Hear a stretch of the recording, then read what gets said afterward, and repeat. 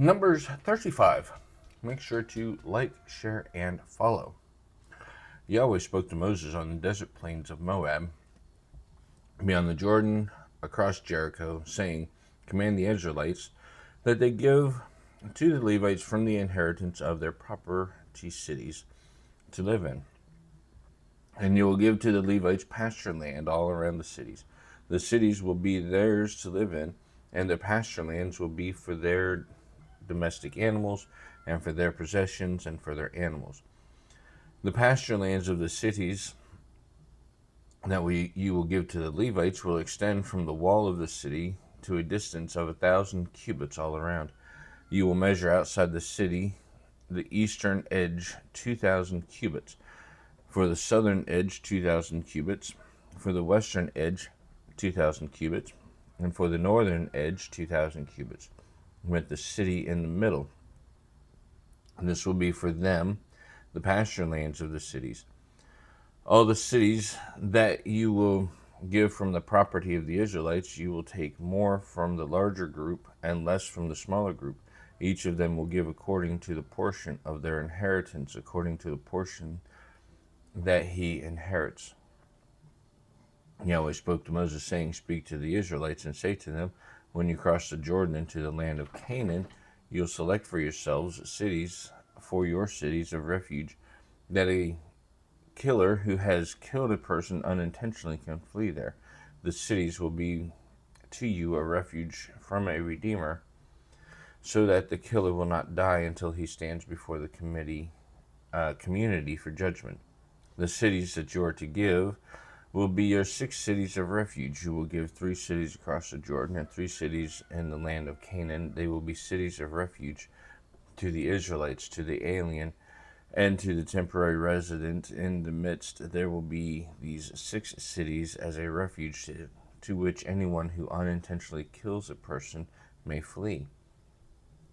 But if he hit him with an object of iron so that he dies, the killer must surely be put to death. And he hit him with a stone in the hand, in which he will die. He does die. He is a killer. The killer must surely be put to death. Or if he hit him with a wooden object by which he will die, and he does die, he is a killer. The killer must surely be put to death. The blood avenger himself will put the killer to death. He must put him to death when meeting him. If he shoves him in hatred, or he throws something at him with intention, and he dies, or if he hits him in hostility with his hand and he dies, the one that struck him will put to death the killer when meeting him.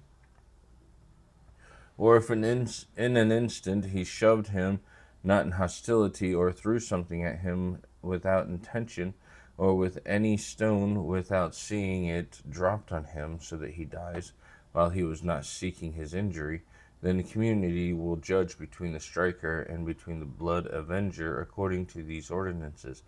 The community will deliver the killer from the hand of the blood avenger to the community, and the community will restore him in the city of his refuge to which he fled, and he will live there in it until death of the high priest who was anointed with holy oil.